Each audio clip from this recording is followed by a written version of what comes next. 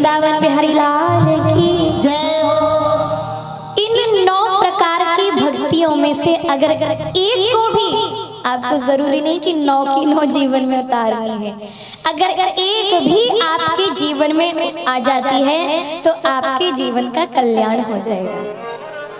अब आप अपने हिसाब से देख लो कि आप कितने कौन सी भक्ति को लेने के काबिल हैं, क्योंकि हमसे बेहतर हमें और कोई नहीं जानता। आप अपने जीवन को एक बार कभी समय मिले ना, कभी भी समय मिले तो आंख बंद करके सोचना जरूर कि आपने अपने जीवन में कितना समय भगवान को दिया है। सच्चाई से आप उसी क्षण रूबरू हो जाएंगे। सबसे सरल बन करके जो भगवान के चरणों में भाव रखता है वो भगवान को सबसे ज्यादा प्रिय होते हैं। श्री सुखदेव मुनि राजा परीक्षित को कह रहे हैं, भगवान ने नाना प्रकार से मैया देवहूति को उपदेश किए हैं और फिर मैया देवहूति को उपदेश करके भगवान गंगा सागर क्षेत्र की ओर चले जाते हैं। बोलिए कपिल देव भगवान की जय हो। परीक्षित जी महाराज बड़ी उत्सुकता के साथ कथा श्रवण कर रहे हैं। परीक्षित जी ने बोला, गुरुदेव क्या भगवान सरलता को देख के रीझते हैं? अच्छा मैं समझ गया सरलता को देख के रीझते हैं, पर क्या भगवान जात पात भी देखते हैं? तो भगवान के विषय में जो श्री सुखदेव जी ने ऐसा सुना तो राजा परीक्षित को कहने लगे, राजन मेरे ठाकुर ना जात पात देखते हैं ना ऊंच नीच देखते हैं, सिर्फ भाव देखते हैं। और बात भी सही है। देखो संसार के लोग हो सकता है कि रंग रूप देख के बात करें। कई बार आपने देखा होगा कोई बेचारा सुंदर नहीं है तो अक्सर लोग कहते हैं कि हमसे तो कोई बात करना भी पसंद नहीं करता। अब देखो सुंदर होगा तो सब उसके पास चले जाएंगे। हाँ, अगर कोई धनवान होगा तो सब उससे हाल चाल पूछ लेंगे। और आपने देखा भी होगा कि किसी धनवान के घर में शादी हो, धनवान की बिटिया की शादी हो, बेटे की शादी हो, तो लोग उसको तोहफे भी बड़े महंगे महंगे देते हैं। और अगर किसी की गरीब की शादी हो तो लिफाफे में थोड़ा सा बंद किया, किसी को पता न चले और बस दे दिया। यानी भरते हुए को सब भरते हैं। जिसको जरूरत नहीं है वहां तो लोग दिखावे के लिए भर भर के दे रहे हैं, जिसको सच में जरूरत है उसको लोग बात भी नहीं करते हैं। तो श्री सुखदेव जी कहते, बोले लोग ऊंच नीच देख करके बात करते होंगे पर भगवान के यहाँ कोई भेदभाव नहीं है।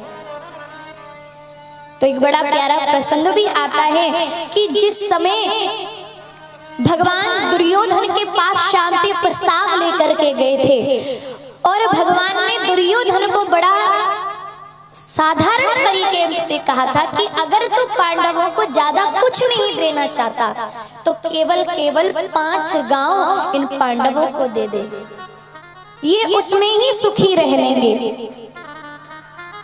तो वही भगवान की बातों को अनसुना कर दिया और भगवान शांति प्रस्ताव लेके आए थे। देखो मुरली मनोहर जहां हो, भगवान तो प्यार की भाषा कहते हैं, प्यार की भाषा समझाते हैं। सामने वाला समझे या ना समझे वो उसके ऊपर निर्भर करता है। भगवान ने तो खूब कोशिश की थी कि महाभारत जैसा युद्ध ना हो, पर सिचुएशन ऐसी क्रिएट हो गई कि महाभारत जैसा युद्ध हो गया। तो भगवान ने कहा कि तुम 5 गांव दे दे, ये पांडव संतोष कर लेंगे। तो वो बड़े अभिमान के साथ कहता, आप 5 गांव की बात करते हो, सुई की नोक के बराबर भी जमीन नहीं दूंगा। पर भगवान को कहता, अरे छोड़िए ना, आप क्या यहाँ जमीन जायदाद की बात लेकर के बैठे, चलो आपको अच्छा सा भोजन कराता हूँ। अच्छी समाज जुड़ी हुई थी, लोग इकट्ठा होके देख रहे हैं भाई भगवान आए हैं। जैसे दुर्योधन ने कहा, महाराज आपके लिए 56 भोग लेकर के आओ और आओ आज का भोजन, आज का खाना मेरे घर पे।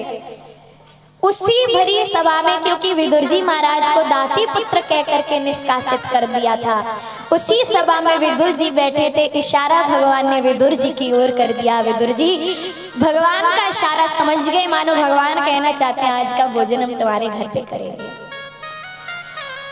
और भगवान ने दुर्योधन को कहा, देखो दुर्योधन, भोजन हम 2 ही अवस्था में करते हैं। पहला या तो हमें भूख हो, दूसरा खिलाने वाले के मन में थोड़ा प्रेम हो। तो इस समय ना तो हमें तुम्हारे मन में प्रेम दिखाई दे रहा है और ना हमारा भोजन करने की इच्छा है। उधर विदुर जी गए और विदुर जी ने जाकर के आवाज लगाई, विदुर रानी किधर हो? अरे तैयारियां करो, आज माधव आने वाले हैं, मेरे गोविंद आने वाले हैं। विदुर रानी इतना प्रसन्न हुई, इतना प्रसन्न हुई। विदुर जी बाजार गए सामग्री लेने के लिए। मानो विदुर रानी की आंखें तड़प रही हैं कृष्ण दर्शन के लिए। पूरे घर को साफ सुथरा कर दिया, मेरे सरकार आएंगे। विदुर जी आते उससे पहले भगवान आगे आके दरवाजा खटखटा दिया। काकी दरवाजा खोलो। आवाज से पहचान गई, अरे मेरा कृष्ण आया है। दौड़े दौड़े गई, स्नान कर रही थी, नहा रही थी, अवस्था नहीं थी जाने योग्य, लेकिन आवाज सुनी तो दौड़े दौड़े जाके दरवाजा खोल दिया। अपना पीताम्बर भगवान ने विदुर रानी के ऊपर डाल दिया। लाला भूख लगी है? हाँ काकी। क्या है खाने में, भोजन में क्या है? अरे तेरे काका गए हैं बाजार, लाते होंगे। नहीं नहीं, इंतजार नहीं कर सकता, मुझे भूख लगी है। केले लेके आई और भगवान के प्रेम में देखिए भाव जब उमड़ता है ना, भक्ति जब उमड़ती है और इंतजार जब खत्म होता है तो भक्त की आंखों में सबसे पहले आंसू होते हैं। और जब आपको भगवान की लीलाएं, भगवान का नाम, भगवान का स्वरूप को देख करके आपकी आंखें अगर छलक उठे तो समझ लेना कहीं ना कहीं आपके अंदर भक्ति जाग रही है। अगर पहचान करनी है ना कि कैसे करें कि भाई हम कितनी भक्ति कर रहे हैं, आपकी आंखें बता देंगी, आपका चेहरा बता देगा। विदुर रानी ने कहा, आओ लाला जरा बैठो, ये मेरे हाथों से ये केले स्वीकार करो। भाव में इतना बह गई कि केले केले तो फेंकती जाए और छिलका छिलका भगवान को खिलाती जाए। और भगवान मालूम है ये नहीं बता रहे कि आप मुझे छिलके खिला रही हो, भगवान आनंद से खाते जा रहे हैं। काकी और खिलाओ, बड़ा आनंद आ रहा है। काकी खिलाते गई। विदुर जी आए बाजार से। विदुर जी कहते, अरे विदुर रानी सब तैयारियां हो गई। अंदर जैसे ही प्रवेश किया तो देखा कृष्ण छिलके खा रहे हैं, जाके हाथ पकड़ लिया। अरे देख तो लो क्या खिला रही हो। जैसे ही ध्यान छूटा देखा तो केले पड़े हुए हैं। अरे लाला मुझे क्षमा करियो, हाथ जोड़ कर के बैठ गई। विदुर जी जो मिठाइयां लेके आए थे ना, विदुर जी ने कहा लाला क्षमा करना, ये मिठाइयां खाओ। भगवान ने मिठाई खा तो ली। भगवान बोले, काकी इस मिठाई के अंदर वो स्वाद नहीं है जो उस छिलके के अंदर था। यानी भगवान कह रहे, मैं अगर देखो ऐसा होता ना कि भगवान केवल अमीर गरीब देखते तो मुझे लगता है कि भगवान केवल अंबानी के घर में होते फिर। भगवान पैसे इत्यादि कुछ भी नहीं देखते। अरे जो जगत को देने वाला है भला उसको क्या जरूरत है। भगवान कहते हैं, भाव का भूखा हूं मैं, भावहीन जो सार है, भाव से भज ले मुझे तो हो जाए बीड़ा पार है। भावना में भावना तो भावना बेकार है, और भावना में हो जरा सा भी तो भव से बेड़ा पार है। भगवान उस भाव को देख करके जहां दुर्योधन की 56 विवाहों को छोड़ दें और विदुर के घर जाना स्वीकार करें।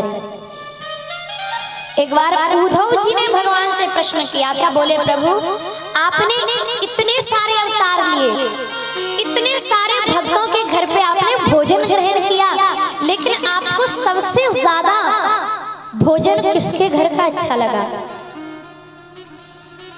तो भगवान ने कहा, मैंने जितने उन सभी में 7 द्वीप 9 खंड में नित्य होत मनुहार के शबरी के विदुर घर तृप्त भयो 2 बार। एक शबरी के घर और एक विदुर जी के यहाँ। मैंने जितने भी अवतार लिए उनमें सिर्फ 2 के घर का खाना, 2 के घर का भोजन मुझे सबसे अच्छा लगा। प्रेम से बोलो राधे राधे। श्री सुखदेव मुनि भगवान परीक्षित जी महाराज को कथा श्रवण करा रहे हैं कि भगवान ऊंच नीच जात पात कुछ नहीं देखते। क्या देखते हैं? जात पात पूछत नहीं कोई,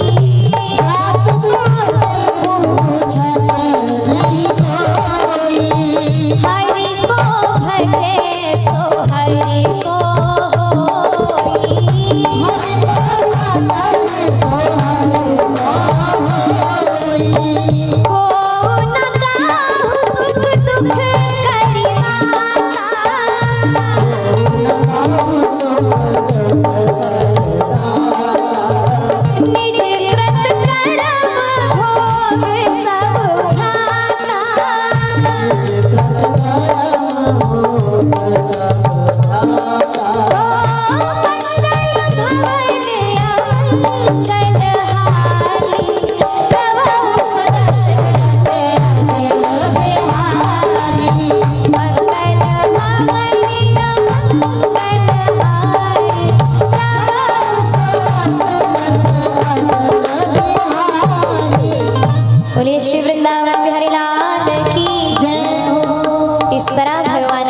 के यहाँ जाते हैं और विदुर जी महाराज की सेवा को स्वीकार करते हैं।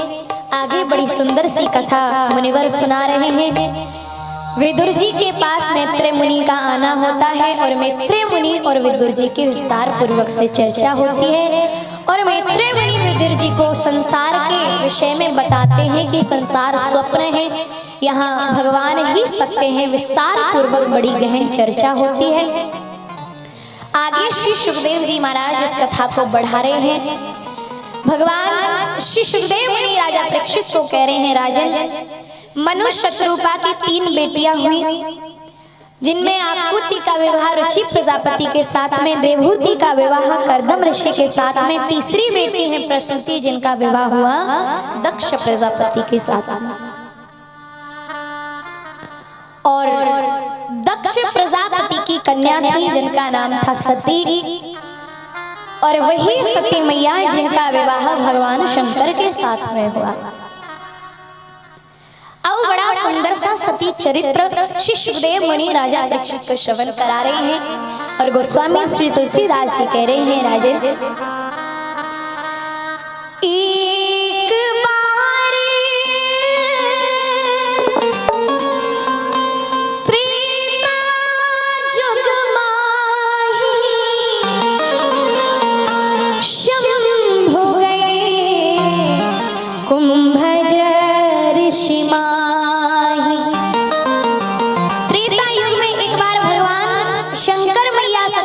करके कुंभज ऋषि के आश्रम में भगवान की कथा को सुनने के लिए पहुंचे। कुंभज ऋषि ने सोचा, हो शंकर जी स्वयं चल करके आए हैं। और जब शंकर जी को देखा तो कुंभज ऋषि अपने आश्रम से देख करके प्रसन्न चित्त से खड़े होकर के भगवान का वंदन करने लगे। गोस्वामी जी बड़ा सुंदर लिख रहे हैं, एक बार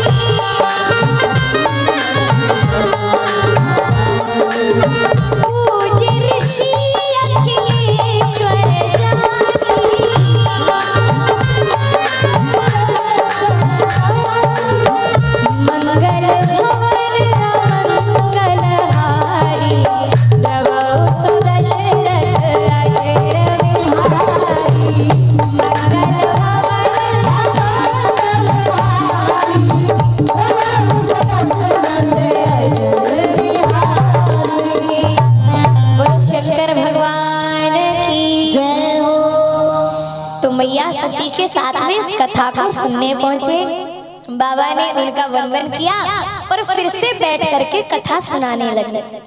अब एक बात ध्यान रखना माताओं, अगर ये कथा ध्यान से नहीं सुनी जाए ना तो ये कथा व्यथा बन जाती है।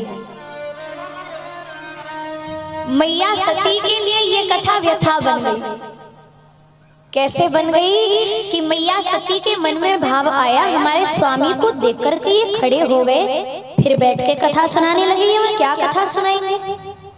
कहीं ऐसा तो नहीं है हमारे स्वामी को देख के डर गए हो, या तो ये भाव था या अन्य कोई भाव। मैया सती का मन कथा सुनने में नहीं लगा। महाराज बाबा भोलेनाथ ने कथा को बड़ी ध्यान से सुना। एक एक बात जो कुंभज ऋषि कह रहे हैं भोले बाबा सुनकर के आनंदित तो हो गए। कुछ दिन वहां ठहरे, फिर भोले बाबा प्रसादम इत्यादि लेकर के और कुंभज ऋषि के आश्रम से विदा लेते हैं। ये कथा मैया सती के मन में बैठी नहीं। कथा में तो वो बैठी थी पर उनके अंदर कथा नहीं बैठी। श्री सुखदेव मुनि कहते हैं राजन, इधर भगवान प्रभु श्री राम मर्यादा पुरुषोत्तम अवतार ले चुके थे और भगवान ने लीलाएं करना प्रारंभ कर दी थी और मैया सीता का हरण हो चुका था और मैया सीता को प्रभु श्री राम लक्ष्मण के साथ ढूंढ रहे थे। हे सीते कहाँ हो। बाबा भोलेनाथ मैया सती के साथ जा रहे थे। बाबा भोलेनाथ ने कहा ओहो मेरे आराध्य। दोनों हाथ जोड़ करके बोले, बाबा ने राम जी को प्रणाम कर दिया। मैया सती ने देखा सारी दुनिया भोले बाबा को प्रणाम करती है, भोले बाबा स्वयं किसी और को प्रणाम कर रहे हैं। मैया बोली सुनो ये कौन है जिनको आप प्रणाम कर रहे हो? मैया सती को बाबा भोलेनाथ बोले ये वही है जिनका बैठ करके मैं एकांत में ध्यान करता हूँ। ये अवतारी है। कौन है? अवतारी। अवतार लेके आए हैं, ये कोई साधारण पुरुष नहीं है। मैया सती बोली अजय जाओ, अगर ये अवतारी होते तो एक स्त्री के लिए हे सीते कहाँ हो ऐसे थोड़ा ना करते हुए घूमते। अरे ये कैसे अवतारी है जो एक स्त्री के वह में ऐसे घूम रहे हैं? मैया सती को बाबा भोलेनाथ बैठे यही तो लीला है। मैया सती को बार बार समझाने लगे। मैया सती बोली नहीं मैं ऐसे नहीं मान सकती। कैसे मानोगी? बोली मैं तो परीक्षा लूंगी। अब देखो आप समझा उसको सकते हो जो समझना चाहता है। अब जो पहले ही मन में बिठा के बैठा है कि मुझे तो कुछ समझना ही नहीं है तो उसको समझा पाओगे? नहीं। बाबा भोलेनाथ बोले कैसे मानोगी? परीक्षा लूंगी। बाबा भोलेनाथ बोले मैं यही वट वृक्ष के नीचे बैठा हूँ, जाओ जाके परीक्षा ले लो। बाबा भोलेनाथ वहीं बैठ गए और मैया सती बाबा भोलेनाथ को वहीं छोड़ कर परीक्षा के लिए निकली है। क्या बन गई? सीता बन गई। और मैया सती के मन में भाव आया कि अगर ये अवतारी होंगे तो मुझे पहचान लेंगे और अगर ये अवतारी नहीं होंगे तो सीता जान करके मेरा हाथ पकड़ लेंगे। इतना ही नहीं, सीता जी का रूप धारण किया, राम जी के आगे आगे चलने लगी। लक्ष्मण जी को एक क्षण के लिए शंका हुई लेकिन राम जी तो ठहरे। राम जी गोस्वामी तुलसीदास जी लिख रहे हैं जोर पाने प्रभु की प्रणाम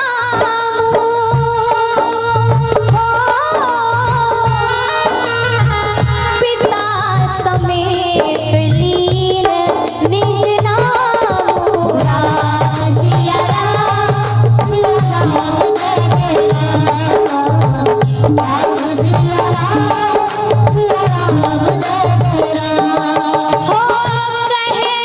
हो